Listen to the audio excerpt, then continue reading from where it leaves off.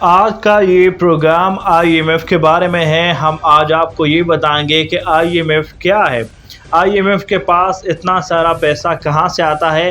نہ صرف یہی بلکہ آپ کو یہ بھی بتائیں گے کہ IMF اتنا طاقتور کیوں ہے۔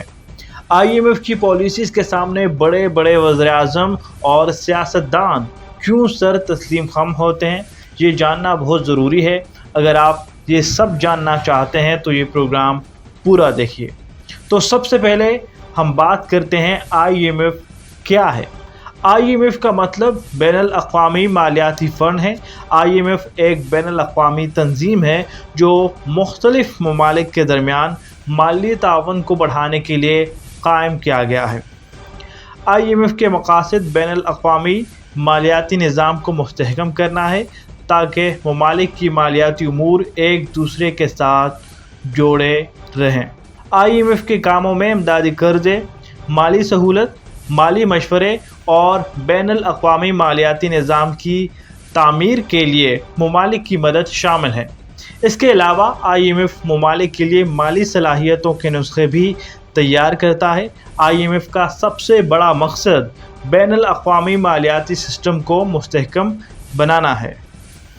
IMF کی مدد سے ممالک اپنی مالی حالات کو بہتر کر سکتے ہیں۔ IMF اپنے رکن ممالک کو مالی مدد اور مالی مشورے کے ذریعے اپنی مالی سہولیات کو بہتر بنانے میں مدد کرتا ہے۔ IMF اپنے ممبر ممالک کو مالی مفید معلومات بھی فراہم کرتا ہے جن کی وجہ سے ممالک اپنی مالیاتی حیثیت کو بہتر کر سکتے ہیں۔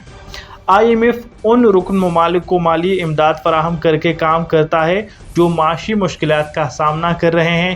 یہ امداد قرضوں، تکنیکی مدد اور پالیسی مشورے کی شکل میں آ سکتی ہے۔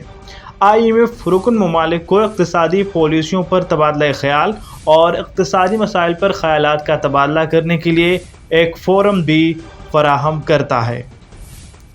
عالمی معیشت میں اس کے اہم کردار کے باوجود IMF کو اس کی پالیسیوں اور اقدامات کی وجہ سے کچھ لوگوں نے تنقید کا نشانہ بنایا ہے۔ ایک عام تنقید یہ ہے کہ IMF کی شرائط بہت سخت ہو سکتی ہیں اور اس کے نتیجے میں وصول کنندہ ممالک کے لیے اہم سماجی اور اقتصادی اخراجات ہو سکتے ہیں۔ IMF پر ایک اور تنقید یہ ہے کہ اس پر دولت مند ممالک کا غلبہ ہو سکتا ہے اور ترقی پذیر ممالک کی ضروریات اور خدشات سے بحث ہو سکتا ہے۔